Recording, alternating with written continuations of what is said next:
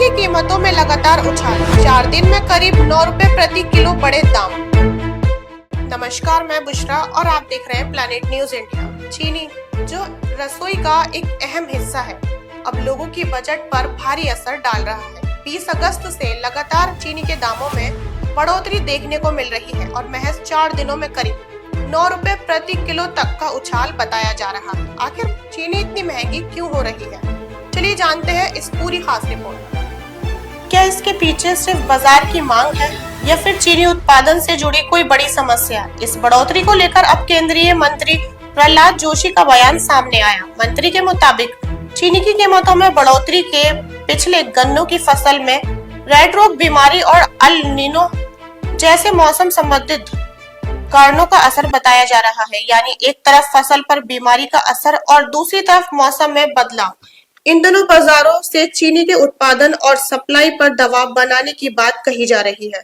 दरअसल चीनी की कीमतों में बदलाव का सीधा असर आम आदमी की रसोई पर पड़ रहा है। चाय को लेकर मिठाई, बेकरी और तमाम खाद्य पदार्थों में चीनी का इस्तेमाल होता है।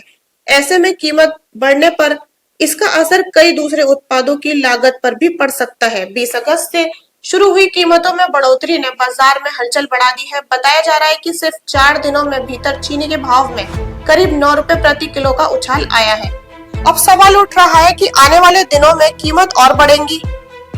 इसी बीच सरकार की ओर से बाजार पर नजर रखे जाने की बात कही जा रही है। केंद्रीय मंत्री प्रहलाद जोशी ने कहा कि चीनी को लेकर सरकार लगातार स्थिति पर नजर बनाए हुए है। सरकार की नजर सिर्फ कीमतों पर नहीं बल्कि चीनी के स्टॉक और बाजार में इसकी उपलब्धता पर भी है, क्योंकि अगर उत्पादन कम होता है तो बाजार में सप्लाई प्रभावित होती है तो कीमतों पर दबाव पड़ सकता है। वहीं दूसरी तरफ सरकार ये भी देखना चाह रही है कि बढ़ती कीमतों का फायदा उठाकर जमाखोरी या कृत्रिम कमी को नहीं बनाई जा रही। यही वजह है कि आने वाले दिनों में बाजार की गतिविधियों पर प्रशासन और संबंधित विभागों की निगरानी महत्वपूर्ण रहने वाली है।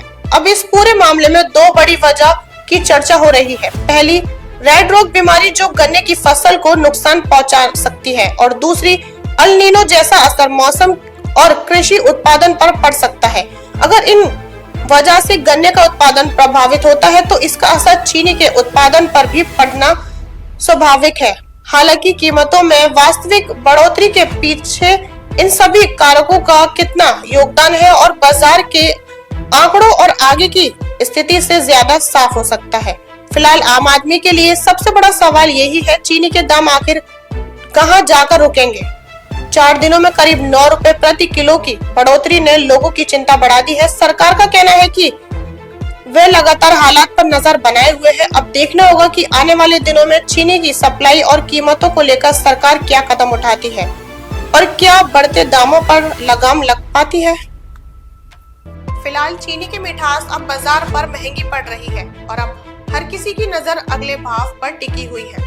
इससे जुड़ी हर अपडेट खबरों के लिए बने रहें प्लैनेट न्यूज इंडिया के साथ।